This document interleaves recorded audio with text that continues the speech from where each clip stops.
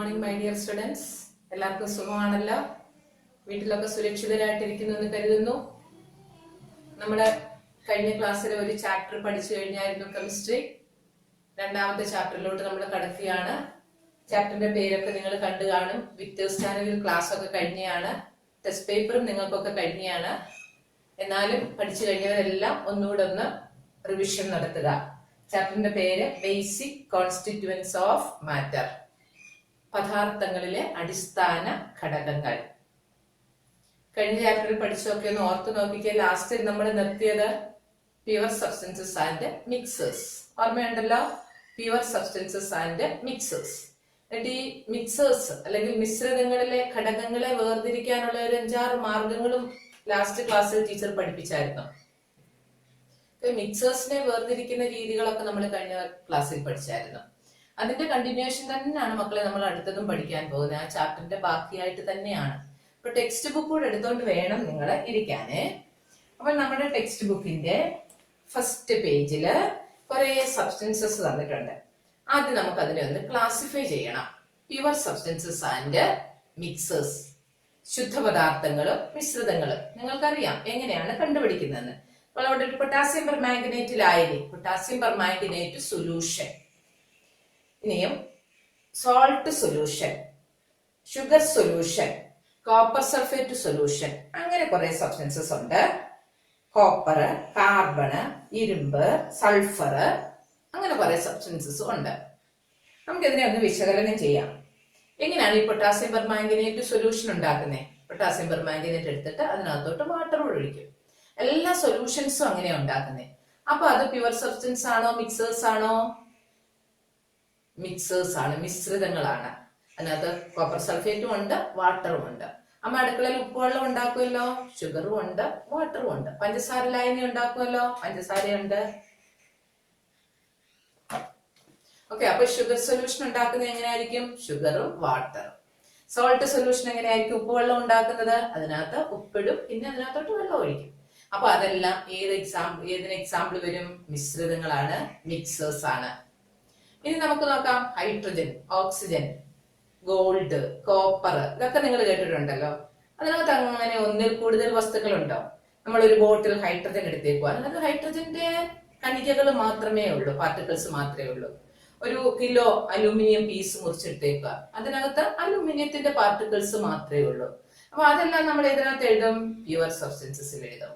മറ്റേത് മിക്സേഴ്സുമാണ്. ഓക്കെ, ഇനി മിക്സേഴ്സിനെ വേർതിരിക്കുന്ന രീതിയൊക്കെ നമ്മൾ പഠിച്ചായിരുന്നു. നമ്മളൊരൽപ്പം കർപ്പൂരം, കാംഫർ ഒരു ചൈന ഡിഷിലോട്ട് എടുത്തിട്ട് ഒന്ന് ചൂടാക്കുക. എന്തോ സംഭവിക്കും? കാംഫറിന് അറിയാമല്ലോ, അത് ലിക്വിഡ് സ്റ്റേറ്റിലേക്ക് പോകാതെ സോളിഡ് സ്റ്റേറ്റിൽ നിന്ന് ഗ്യാസ് ആയിട്ട് മാറും. ഖരാവസ്ഥയിൽ നിന്ന് നേരെ അത് വാതകാവസ്ഥയിലോട്ട് മാറും. അപ്പൊ ചൈന ഡിഷിൽ കർപ്പൂരം ഇല്ല, എല്ലാം അങ്ങ് മാറി. എന്നാലും നമുക്ക് അതിന്റെ സ്മെല്ല് കിട്ടുമല്ലോ അറ്റ്മോസ്ഫിയറിൽ നിന്ന്. പക്ഷെ നമുക്ക് കാണാൻ പറ്റുമോ? ഇല്ല. അപ്പോഴ് അതിന്റെ സ്മെല്ല് ഉള്ളത് കൊണ്ട് നമുക്കറിയാം ഇത് അറ്റ്മോസ്ഫിയറിൽ ഉണ്ടെന്ന് അറിയാം. നമ്മ അടുക്കളയിൽ ഒരു പാത്രത്തിനകത്തോട്ട് ഒരു ഗ്ലാസ് വെള്ളം ഒഴിച്ചു, കുറേ തീ കൊടുത്തു, കുറേ ഹീറ്റ് ചെയ്തു. കുറച്ച് കഴിയുമ്പോൾ കാണത്തില്ല ഒട്ടും. നിങ്ങൾ പറയാം അത് വേപ്പർ ആയി പോയിന്ന്. പക്ഷെ ആ വേപ്പർ എവിടെ ഉണ്ട്? അറ്റ്മോസ്ഫിയറിലുണ്ട്. അപ്പൊ നമുക്ക് കാണാൻ പറ്റില്ലല്ലോ. ഇങ്ങനെ നമ്മൾ നോക്കിയാല് എല്ലാ വസ്തുക്കളും അതിസൂക്ഷ്മങ്ങളായ മൈന്യൂട്ട് പാർട്ടിക്കിൾസ് കൊണ്ടാണ് ഉണ്ടാക്കിയിരിക്കുന്നത്. നമ്മുടെ കണ്ണുകൾ കൊണ്ട് കാണാൻ പറ്റാത്ത അത്ര ചെറുതാണ് ഈ പാർട്ടിക്കിൾസ്. അത് കുറെ കൂടിയിരിക്കുമ്പോൾ മാത്രമേ നമ്മുടെ കണ്ണുകൾ കൊണ്ട് നമുക്ക് കാണാൻ പറ്റുള്ളൂ. നമ്മുടെ ചോക്ക് എടുത്ത് ബോർഡിലോട്ട് ഒരു കുത്തു ഇട്ടു, ഒരു ഡോട്ട് ഇട്ടു. ആ ഡോട്ടിൽ തന്നെ ലക്ഷക്കണക്കിന് മൈന്യൂട്ട് പാർട്ടിക്കിൾസ് ഉണ്ട്. അപ്പൊ നമ്മുടെ അറ്റ്മോസ്ഫിയർ നിറച്ചും ഇങ്ങനെ മൈന്യൂട്ട് പാർട്ടിക്കിൾസ് ആയിരിക്കും. ഓക്കെ, നിങ്ങൾക്ക് എല്ലാം ഇഷ്ടമുള്ള സാധനമാണ് ഷുഗർ ക്യാൻഡി, കൽക്കണ്ട. കൽക്കണ്ടത്തിന്റെ ഒരു പീസ് എല്ലാവരും കഴിക്കുമല്ലോ, അമ്മ കൊണ്ട് തരുന്നതാണല്ലോ ഇടയ്ക്കിടയ്ക്കൊക്കെ. ഈ ഒരു കൽക്കണ്ടത്തെ നമ്മളൊരു പേപ്പറിലോട്ട് വെച്ചിട്ട് ഒരു ഹാമർ ഉപയോഗിച്ച്, ഒരു ചുറ്റി ഉപയോഗിച്ച് ഒന്ന് അടിച്ച് എന്തോ പറ്റും? അത് കൊച്ചു കൊച്ചു പീസാവും, ചെറിയ ചെറിയ കണികകളാവും. വീണ്ടും ഒന്നുകൂടെ അടിച്ച് നല്ല അരിപ്പൊടി പോലുള്ള മൈന്യൂട്ട് പാർട്ടിക്കിൾസ് ആക്കി നമുക്ക് മാറ്റാം. അടുത്ത് നാക്കിലോട്ട് വെച്ചാൽ നല്ല ടേസ്റ്റും ആയിരിക്കുമല്ലോ. പഞ്ചസാരയുടെ അല്ല കൽക്കണ്ടത്തിന്റെ അതേ ടേസ്റ്റ് തന്നെ നിങ്ങൾക്ക് കിട്ടുമല്ലോ. ഇനി നിങ്ങൾ ഈ ഷുഗർ ക്യാൻഡി, കൽക്കണ്ടത്തിന്റെ പൊടി അല്ലെങ്കിൽ പഞ്ചസാരയുടെ പൊടി എടുത്തിട്ട് ഒരു പാത്രത്തിനകത്തോട്ട് ഇട്ടിട്ട് സ്റ്റൗവേ വെച്ച് പതുക്കെ ഒന്ന് ഇളക്കുക. അറിയാമോ എന്തോ സംഭവിക്കുമെന്ന്? കുറച്ച് കഴിയുമ്പോൾ അതൊരു ബ്രൗൺ കളറിലെ ലിക്വിഡ് ആവും. കേക്ക് ഒക്കെ ഉണ്ടാക്കാൻ ഉപയോഗിക്കുന്നതാണത്. ബ്രൗൺ കളറിലെ ഒരു ലിക്വിഡ് ആവും. കുറച്ചുകൂടെ ഹീറ്റ് ചെയ്യാമെങ്കിൽ വെറും കരിപ്പൊടിയായിട്ട്, മിക്കുരിയൊക്കെ അറിയാമല്ലോ നിങ്ങൾക്ക്, കരിപ്പൊടിയായിട്ട് ഇത് മാറും. ഒരു നല്ല ബ്ലാക്ക് കളറിലെ ഒരു പൊടിയാവും ഇത്. അതൊന്നും എടുത്ത് അല്പം ടേസ്റ്റ് ചെയ്ത് നോക്കിക്കേ. പഞ്ചസാരയുടെ ഒരു രുചിയും കാണത്തില്ല അതിന്. വെറും കരി വായിലിട്ടതുപോലെയുള്ള ടേസ്റ്റ് ആയിരിക്കും. അപ്പൊ എന്ത് സംഭവിച്ചതിന്? ഈ എക്സ്പെരിമെന്റ് നമുക്ക് ഒരു ടെസ്റ്റ് ട്യൂബ് ഉപയോഗിച്ച് ചെയ്താൽ, ഒരു ടെസ്റ്റ് ട്യൂബ് എടുത്തിട്ട് അതിനകത്ത് കുറെ പഞ്ചസാരയുടെ പൊടി ഇടുക, എന്നിട്ട് ഒരല്പം കോട്ടൺ പഞ്ഞി കൊണ്ട് ടെസ്റ്റ് ട്യൂബിന്റെ മൗത്ത് വായങ്ങ അടച്ചു വെക്കുക. അടച്ചു വെച്ചിട്ട് നമ്മൾ ഇത് പതുക്കെ ചൂടാക്കുക. ചൂടാക്കുമ്പോൾ നമുക്ക് ഈ ചേഞ്ചസ് ഒക്കെ കാണാം. വൈറ്റ് കളറൊക്കെ മാറി ബ്രൗൺ കളർ ആകും, പിന്നെ അത് ബ്ലാക്ക് കളർ ആവും. അപ്പോൾ നമ്മൾ നോക്കാമെങ്കിൽ ഈ ടെസ്റ്റ് ട്യൂബിന്റെ സൈഡില് വാട്ടർ വേപ്പർ കാണാം, ജലബാഷ്പം പറ്റി പിടിച്ചിരിക്കുന്നത് കാണാം. എവിടെ നിന്ന് വന്നു ഈ വാട്ടർ വേപ്പർ? ഈ വാട്ടർ വേപ്പർ ഈ ഷുഗറിനകത്ത് തന്നെയുള്ള പാർട്ടിക്കിൾസ് ആണ്. അപ്പോൾ അതിന്റെ അടിയിൽ നമുക്ക് കറുത്ത കളറിൽ കിട്ടിയ ഒരു പൗഡർ ഉണ്ടല്ലോ, അത് ശരിക്കും കാർബൺ ആണ്, കരിയാണ്. അപ്പോൾ കാർബൺ ഒരു കണ്ടന്റ് നമുക്ക് ടെസ്റ്റ് ട്യൂബിന്റെ ഏറ്റവും അടിയിൽ കിട്ടും, കാർബൺ. പിന്നെ ടീച്ചർ പറഞ്ഞു ആ ടെസ്റ്റ് ട്യൂബിന്റെ സൈഡില് വാട്ടർ വേപ്പർ ഉണ്ടെന്ന് പറഞ്ഞില്ലേ. ഈ വാട്ടർ വേപ്പറിനകത്ത് ഹൈഡ്രജനും ഉണ്ട്, ഓക്സിജനും ഉണ്ട്. അപ്പോൾ നമുക്ക് 3 ഘടകങ്ങൾ കിട്ടി. കാർബൺ കിട്ടി, ഹൈഡ്രജൻ കിട്ടി, ഓക്സിജൻ കിട്ടി. ഇതുപോലെ നമ്മള് ഈ വാട്ടറിനകത്തൂടെ കറണ്ട് കടത്തിവിട്ടാൽ, by passing electricity through water, water split ചെയ്ത് ഹൈഡ്രജനും ഓക്സിജനുമായിട്ട് മാറും. ഇത് സർ ഹംബ്രി ഡേവി ആണ് കണ്ടുപിടിച്ചത്. When electricity is passing through water, it split into hydrogen and oxygen. ജലത്തിലൂടെ വൈദ്യുതി കടത്തിവിട്ടാൽ അത് ഹൈഡ്രജനും ഓക്സിജനുമായിട്ട് മാറും. അതിനുശേഷം കാവൻഡിഷ് എന്ന് പറയുന്ന സയന്റിസ്റ്റ് ഹൈഡ്രജനെ ഓക്സിജനിൽ കത്തിച്ചു. അപ്പോൾ വാട്ടർ വേപ്പർ കിട്ടി. അപ്പോൾ വാട്ടറിനെ നമുക്ക് ഹൈഡ്രജനും ഓക്സിജനുമാക്കി മാറ്റാം. ഹൈഡ്രജനും ഓക്സിജനും കൂടെ കൂട്ടിച്ചേർത്ത് നമുക്ക് വാട്ടറും ഉണ്ടാക്കാം. ഇങ്ങനെ കെമിക്കൽ പ്രോസസ്സിലൂടെ ഒരു സബ്സ്റ്റൻസിനെ അതിന്റെ ഘടകങ്ങളായിട്ട് വേർതിരിക്കാൻ പറ്റുമെങ്കിൽ അവയെല്ലാം കോമ്പൗണ്ട്സ് ആണ്, സംയുക്തങ്ങളാണ്, കോമ്പൗണ്ട്സ്. കെമിക്കൽ പ്രോസസ്സിലൂടെ ഘടകങ്ങളെ വേർതിരിക്കാൻ പറ്റുമെങ്കിൽ അവയ്ക്ക് പറയുന്ന പേരാണ് കോമ്പൗണ്ട്സ്. എന്നാൽ ഇങ്ങനെ വേർതിരിക്കാൻ പറ്റാത്ത സബ്സ്റ്റൻസസ് ഉണ്ട്, അവയ്ക്ക് പറയുന്ന പേരാണ് എലമെന്റ്സ്. ഫോർ എക്സാമ്പിൾ, ഹൈഡ്രജൻ നമ്മൾ എടുക്കുക. ഒരു ബോട്ടിൽ ഹൈഡ്രജൻ എടുക്കുക. ആ ഹൈഡ്രജനകത്ത് ഹൈഡ്രജന്റെ ആറ്റംസ് മാത്രമേ ഉള്ളൂ. ഏതെങ്കിലും ഒരു കെമിക്കൽ പ്രോസസ്സിലൂടെ ചൂടാക്കിയോ അല്ലെങ്കിൽ ഇലക്ട്രിസിറ്റി കടത്തിവിട്ടോ ഒന്നും നമുക്കിതിനെ വീണ്ടും വേർതിരിക്കാൻ പറ്റത്തില്ല. അവർക്ക് പറയുന്ന പേരാണ് എലമെന്റ്സ്. ഈ എലമെന്റ്സ് കോമ്പൗണ്ട്സും പ്യുവർ സബ്സ്റ്റൻസസ് തന്നെയാണ്. പക്ഷെ എലമെന്റ്സിനെ നമുക്ക് വീണ്ടും സിമ്പിൾ ആയിട്ട് സ്പ്ലിറ്റ് ചെയ്യാൻ പറ്റത്തില്ല. കോമ്പൗണ്ട്സിനെ നമുക്ക് സ്പ്ലിറ്റ് ചെയ്യാം. അങ്ങനെയാണെങ്കിൽ നമുക്ക് എക്സാമ്പിൾസ് കണ്ടുപിടിക്കാമല്ലോ. നമുക്ക് ചുറ്റിനുമുള്ള സബ്സ്റ്റൻസസിന് തന്നെ നമുക്ക് എക്സാമ്പിൾസ് കണ്ടുപിടിക്കാം. എലമെന്റ്സിന് എന്തൊക്കെ എഴുതാം നമുക്ക്?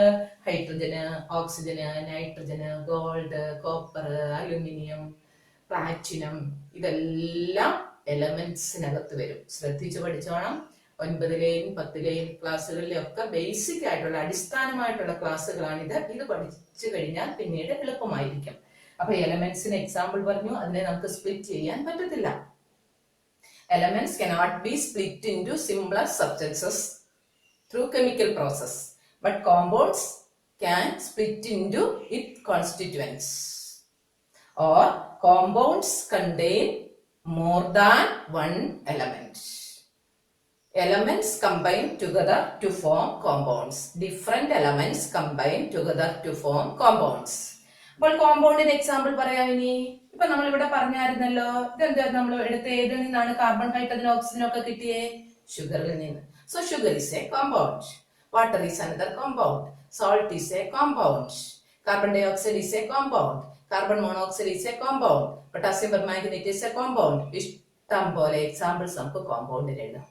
അപ്പൊ നമ്മുടെ പ്രപഞ്ചത്തില് എലമെന്റ്സ് ആയിരിക്കുമോ കോമ്പൗണ്ട്സ് ആയിരിക്കുമോ കൂടുതല്? പറയാമോ? കോമ്പൗണ്ട്സ് ആയിരിക്കും. നമ്മുടെ പ്രപഞ്ചം മുഴുവനും ഡിഫറെന്റ് ടൈപ്പിലുള്ള കോമ്പൗണ്ട്സ്, സംയുക്തങ്ങൾ കൊണ്ട് നിറഞ്ഞിരിക്കുന്നതാണ്. എലമെന്റ്സ് വളരെ കുറവാണ്. ഏകദേശം ഒരു 120 എലമെന്റ്സ് വരെയൊക്കെ സയന്റിസ്റ്റ് കണ്ടുപിടിച്ചിട്ടുള്ളൂ. അപ്പൊ ഈ എലമെന്റ്സിനെ കുറിച്ചും കോമ്പൗണ്ട്സിനെ കുറിച്ചും ഒക്കെ വലിയ ക്ലാസ്സുകളിൽ ഇനി കുറച്ച് കൂടുതൽ നിങ്ങൾക്ക് പഠിക്കാനുണ്ട്. അപ്പൊ നമ്മളിപ്പോ എലമെന്റ്സ് എന്തുവാണെന്ന് പറഞ്ഞു, കോമ്പൗണ്ട്സ് എന്തുവാണെന്ന് പറഞ്ഞു. അപ്പോൾ നിങ്ങൾക്ക് കുറെ ഇങ്ങനെ മിക്സ് ചെയ്ത് തരുക എലമെന്റ്സും കോമ്പൗണ്ട്സും കൂടെ. അപ്പോൾ നിങ്ങൾക്ക് അതിനെ ക്ലാസിഫൈ ചെയ്യാൻ പറ്റുമല്ലോ. നമ്മുടെ ഫസ്റ്റ് ടോപ്പിക്കിൽ ടീച്ചർ പറഞ്ഞതിനെ തന്നെ ആദ്യം നമ്മൾ പ്യുവർ സബ്സ്റ്റൻസസ് മിക്സേഴ്സ് ആക്കി. വീണ്ടും നിങ്ങൾക്ക് ഇതിൽ നിന്ന് തന്നെ എലമെന്റ്സും കോമ്പൗണ്ട്സും എഴുതാം. കോപ്പർ എലമെന്റ് ആണ്, കാർബൺ എലമെന്റ് ആണ്, ഇരുമ്പ് ഐരെന്നാണ് ഇവിടെ എഴുതിയേക്കുന്നത്. ഐര് അല്ലെങ്കിൽ ഓർ, അത് മണ്ണിൽ നിന്ന് കുഴിച്ചെടുക്കുമ്പോൾ അതിനകത്ത് കോമ്പൗണ്ട്സ് വരും കേട്ടോ. ഓക്കെ, സൾഫർ, ഇതെല്ലാം എലമെന്റ്സിന് എക്സാമ്പിൾ ആണ്. Potassium permanganate, salt, copper sulphate, sugar, ഇതെല്ലാം കോമ്പൗണ്ട്സിനും എക്സാമ്പിൾ ആണ്. അപ്പോൾ നമ്മൾ എലമെന്റ്സിന്റെ കുറെ കാര്യങ്ങൾ പറഞ്ഞു. ഇനി ഈ എലമെന്റ്സിനൊക്കെ എങ്ങനെയാണ് പേര് കൊടുത്തിരിക്കുന്നത്? നമ്മളിപ്പോ ചുമ്മാ പറഞ്ഞല്ലോ, ഹൈഡ്രജന്, ഓക്സിജന്, അങ്ങനെയൊക്കെ നമ്മൾ പേര് പറഞ്ഞല്ലോ. ചില എലമെന്റ്സിന് സയന്റിസ്റ്റിന്റെ പേര് കൊടുത്തിട്ടുള്ള എലമെന്റ്സ് ഉണ്ട്, കൺട്രിയുടെ പേര് കൊടുത്തിട്ടുള്ള എലമെന്റ്സ് ഉണ്ട്, അതുപോലെ കോണ്ടിനെന്റിന്റെ പേരിൽ അറിയപ്പെടുന്ന എലമെന്റ്സ് ഉണ്ട്, പിന്നെ സാറ്റലൈറ്റിന്റെ പേരിലുള്ള എലമെന്റ്സ് ഉണ്ട്, പ്ലാനറ്റ്സിന്റെ പേരിലുള്ള എലമെന്റ്സ് ഉണ്ട്, യൂണിവേഴ്സിറ്റികളുടെ പേരിലുള്ള എലമെന്റ്സ് ഉണ്ട്. അതൊക്കെ നിങ്ങൾ പുറകാലെ നന്നായിട്ട് പഠിക്കും. ഒരു 2-3 എക്സാമ്പിൾസ് മാത്രം ടീച്ചർ ഇതിനകത്തൊന്ന് പറഞ്ഞു തരാമേ. നോക്കാം. നമുക്ക് ഒരു ടേബിൾ കൊടുത്തിട്ടുണ്ട്. ഈ ടേബിൾ നോട്ട്ബുക്കിൽ നിങ്ങൾ എഴുതണമേ. പൊളോണിയം, അത് പോളണ്ട് എന്ന് പറയുന്ന കൺട്രിയുടെ പേരിലുള്ളതാണ്. ക്യൂറിയം, മേരി ക്യൂറി എന്ന സയന്റിസ്റ്റ്. ക്രോമിയം, ക്രോം എന്ന് പറഞ്ഞാൽ കളറാണ്. ഇൻഡിയം, അത് ഇൻഡിഗോ എന്ന കളറിൽ നിന്നാണ്. ഇൻഡിഗോ നിങ്ങൾക്ക് അറിയാമല്ലോ, നമ്മുടെ റെയിൻബോയിലെ കളറാണ് വയലറ്റ്, ഇൻഡിഗോ. ക്ലോറിൻ, അതും കളറാണ്, നല്ല പച്ച കളറിലുള്ള ഒരു ഗ്യാസ് ആണ് ക്ലോറിൻ. നെപ്റ്റ്യൂണിയം, നെപ്റ്റ്യൂൺ എന്തുവാണെന്ന് അറിയാമല്ലോ. ഓക്കെ, അതൊരു പ്ലാനറ്റ് ആണ്. യൂറോപ്പിയം, യൂറോപ്പിന്റെ പേരിലാണ്, അത് കോണ്ടിനെന്റ് ആണ്. അതിന് താഴെയുള്ള ടേബിൾ നിങ്ങൾക്ക് കംപ്ലീറ്റ് ചെയ്യാനുള്ളതാണ്. അത് നിങ്ങൾ നോട്ട്ബുക്കിൽ എഴുതണം. ടീച്ചർ പറഞ്ഞു തരാം, ശ്രദ്ധിച്ചെന്നാണേ.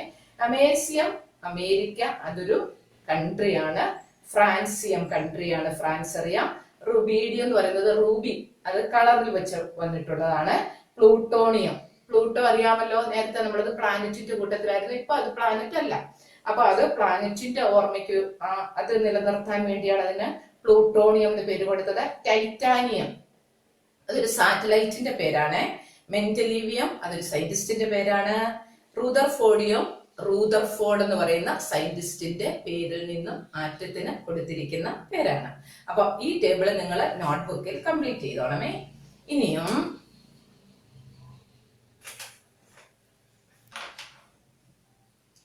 അപ്പോൾ എലമെന്റ്സ് എന്താണെന്ന് നമ്മൾ പറഞ്ഞു. ഏകദേശം ഒരു 120 എലമെന്റ്സ് ഉണ്ട്. ഈ എലമെന്റ്സിനെ ഒരു പ്രത്യേക രീതിയിൽ അറേഞ്ച് ചെയ്തിട്ടുണ്ട് കേട്ടോ. ആ സയന്റിസ്റ്റ് ആണ് മെന്റലീവ് എന്നൊക്കെ നമ്മൾ മുമ്പേ പറഞ്ഞില്ല, മെന്റലീവിയം എന്ന് പേര് കൊടുത്തു എന്നൊക്കെ. അപ്പൊ ഈ എലമെന്റ്സിനെ ഒരു പ്രത്യേക ഓർഡറിൽ അറേഞ്ച് ചെയ്തിരിക്കുന്ന ഒരു ടേബിൾ ഉണ്ട്. അതിന് പീരിയോഡിക് ടേബിൾ എന്നാണ് പറയുന്നത്. പീരിയോഡിക് ടേബിൾ ഇവിടെ ഉണ്ട്. പീരിയോഡിക് ടേബിള് നിങ്ങളുടെ നോട്ട്ബുക്കിലുണ്ട്. ഇത് നിങ്ങൾ സമയം കിട്ടുമ്പോൾ ഒരു ഫുൾ പേജ് എടുത്തിട്ട് ഈ പീരിയോഡിക് ടേബിൾ ഒക്കെ ഒന്ന് വരയ്ക്കണം. ഇതിനകത്ത് കുറെ ഡീറ്റെയിൽസ് ഒക്കെ ഉണ്ട്. 9ാം ക്ലാസ്സിലാണ് അതിനെക്കുറിച്ച് കൂടുതൽ പറയാൻ പോകുന്നത്. അപ്പോൾ ഈ പീരിയോഡിക് ടേബിളില് എലമെന്റ്സിനെ എഴുതിയേക്കുന്നത് നിങ്ങൾക്ക് കാണാം. അക്ഷരങ്ങൾ മാത്രം ഉപയോഗിച്ചാണ് എലമെന്റ്സിനെ അവർ എഴുതിയേക്കുന്നത്. അപ്പൊ ഹൈഡ്രജൻ എന്ന് നീട്ടി പിടിച്ചെഴുതുന്നതിന് പകരം എച്ച് എന്ന ഒരു ലെറ്റർ ആണ് കൊടുത്തേക്കുന്നത്. ഓക്സിജൻ അവർ കൊടുത്തിരിക്കുന്നത് ഓ എന്ന ഒരു ലെറ്റർ ആയിരിക്കും. അപ്പൊ ഇങ്ങനെ ഷോർട്ട് ഫോം ഉപയോഗിച്ചാണ് കെമിസ്ട്രിയില് എലമെന്റ്സിനെ റെപ്രസെന്റ് ചെയ്യുന്നേ. ഇത് നമ്മുടെ നാട്ടിലോ കറ്റാനത്തോ മാത്രമൊന്നും അല്ല കേട്ടോ, ലോകം മുഴുവനും അംഗീകരിച്ചിട്ടുള്ളതാണ് ഇങ്ങനെ ഷോർട്ട് ഫോം ഉപയോഗിച്ച് എലമെന്റ്സിന് പേര് കൊടുക്കുക. ഈ ഷോർട്ട് ഫോമിന് പറയുന്ന പേരാണ് സിംബൽസ്. പ്രതീകങ്ങൾ എന്ന് മലയാളത്തിൽ പറയും, സിംബൽസ് എന്ന് പറയും, സിംബൽസ്. അപ്പൊ എങ്ങനെയാണ് സിംബൽ കൊടുക്കുന്നത് നമുക്ക് നോക്കാം. ചില എലമെന്റ്സിന്റെ ഇംഗ്ലീഷ് പേരിന്റെ ആദ്യത്തെ അക്ഷരമാണ് സിംബൽ ആയിട്ട് എടുക്കുന്നത്. അതിന് എക്സാമ്പിൾ ആണല്ലോ ഇത്. Hydrogen H, oxygen, nitrogen, sulphur, ഇതെല്ലാം ഫസ്റ്റ് ലെറ്റർ. അപ്പൊ നമ്മളിങ്ങനെ ഫസ്റ്റ് ലെറ്റർ എഴുതുമ്പോൾ ക്യാപിറ്റൽ ലെറ്ററേ എഴുതാവൂ. ഫസ്റ്റ് ഒരു ലെറ്റർ മാത്രം എടുക്കും. ആദ്യത്തെ ഇംഗ്ലീഷ് പേരിന്റെ ആദ്യത്തെ ഒരു അക്ഷരം മാത്രം എടുത്ത്. അപ്പോൾ നിങ്ങൾ ഏത് രാജ്യത്തിൽ നിന്ന് ഇത് എന്തിനെ ഇൻഡിക്കേറ്റ് ചെയ്യുന്നു ചോദിച്ചാൽ എന്താ പറയും? ഇത് ഹൈഡ്രജൻ എന്ന എലമെന്റിനെ ഇൻഡിക്കേറ്റ് ചെയ്യും, ഇത് ഓക്സിജന്, ഇത് നൈട്രജന്, ഇത് സൾഫർ. എന്നാൽ എല്ലാത്തിനും ഇങ്ങനെ ഫസ്റ്റ് ലെറ്റർ എടുക്കണമെന്ന് നിർബന്ധമില്ല. ഹൈഡ്രജന് നമ്മൾ ഫസ്റ്റ് ലെറ്റർ എടുത്തു. അടുത്ത പുതിയൊരു എലമെന്റ് കണ്ടുപിടിച്ചു, ഹീലിയം. അപ്പൊ അതിന് ഹൈഡ്രജൻ കൊടുക്കാൻ പറ്റില്ലല്ലോ. അപ്പോൾ എന്ത് ചെയ്യുന്ന അറിയാമോ? അതിന്റെ രണ്ടാമത്തെ ലെറ്റർ കൂടെ കൊടുക്കും, HE. ഈ രണ്ടാമത്തെ ലെറ്റർ ഇടുമ്പോൾ ശ്രദ്ധിക്കേണ്ടത് അത് സ്മോൾ ലെറ്റർ ആയിരിക്കണം. ആദ്യത്തെ ലെറ്റർ ക്യാപിറ്റൽ ലെറ്ററും രണ്ടാമത്തെ ലെറ്റർ സ്മോൾ ലെറ്ററും.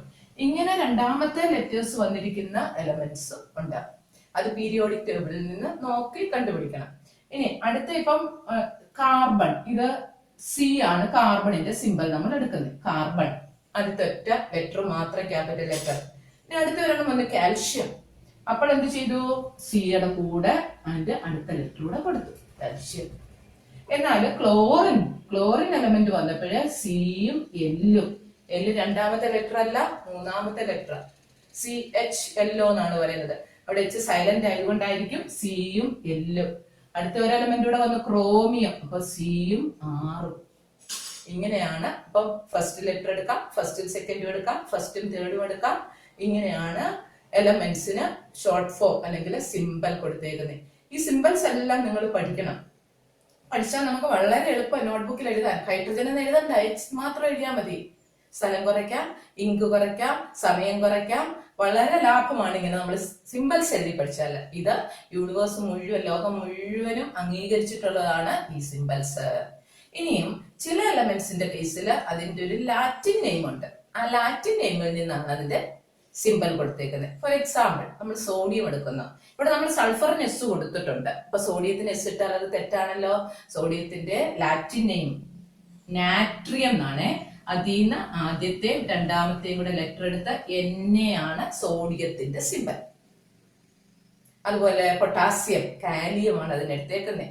ഗോൾഡ്, സിൽവർ, ഇതിനെല്ലാം അതിന്റെ ലാറ്റിൻ നെയിമിൽ നിന്നാണ് സിമ്പല് കൊണ്ടുവന്നിരിക്കുന്നത്. അപ്പൊ പീരിയോഡിക് ടേബിൾ ഒന്ന് എടുത്തിട്ട് എല്ലാ സിമ്പൽസും ഒന്ന് നോക്കുക. അതിന്റെ താഴെ അതിന്റെ ഫുൾ ഫോം കിടപ്പുണ്ട്. പീരിയോഡിക് ടേബിളിൽ ഇവരെ അറേഞ്ച് ചെയ്തിരിക്കുന്ന രീതിയൊക്കെ നമ്മൾ പിന്നീട് പഠിക്കും. അപ്പൊ ഈ സിമ്പിൾസ് എല്ലാം ഒന്ന് നോക്കി നിങ്ങൾക്ക് കഴിയുന്ന അത്രയും സിമ്പിൾസ് ബുക്കിനകത്തൊന്ന് എഴുതുക. എന്നിട്ട് പീരിയോഡിക് ടേബിളിൽ നോക്കുക, നിങ്ങൾക്ക് പരിചയമുള്ള എലമെന്റ്സ് ഒക്കെ ഉണ്ടോ, നിങ്ങളുടെ വീട്ടിൽ ഉപയോഗിക്കുന്ന എലമെന്റ്സ് ഒക്കെ അതിനകത്തുണ്ടോ, അങ്ങനെയുള്ള എലമെന്റ്സ്, സോളിഡ് സ്റ്റേറ്റിലുള്ള എലമെന്റ്സ് ഏതായാലും ലിക്വിഡ് സ്റ്റേറ്റ്, അതിനൊക്കെ പ്രത്യേക കളറൊക്കെ അതിൽ കൊടുത്തിട്ടുണ്ട് കേട്ടോ. അപ്പോൾ വിശദമായിട്ടൊരു ദിവസം ഇരുന്ന് ഈ പീരിയോഡിക് ടേബിൾ ഒക്കെ ഒന്ന് ശ്രദ്ധിച്ച് നോക്കിയിട്ട് അതിനകത്ത് സിമ്പിൾസ് കണ്ടുപിടിക്കുക.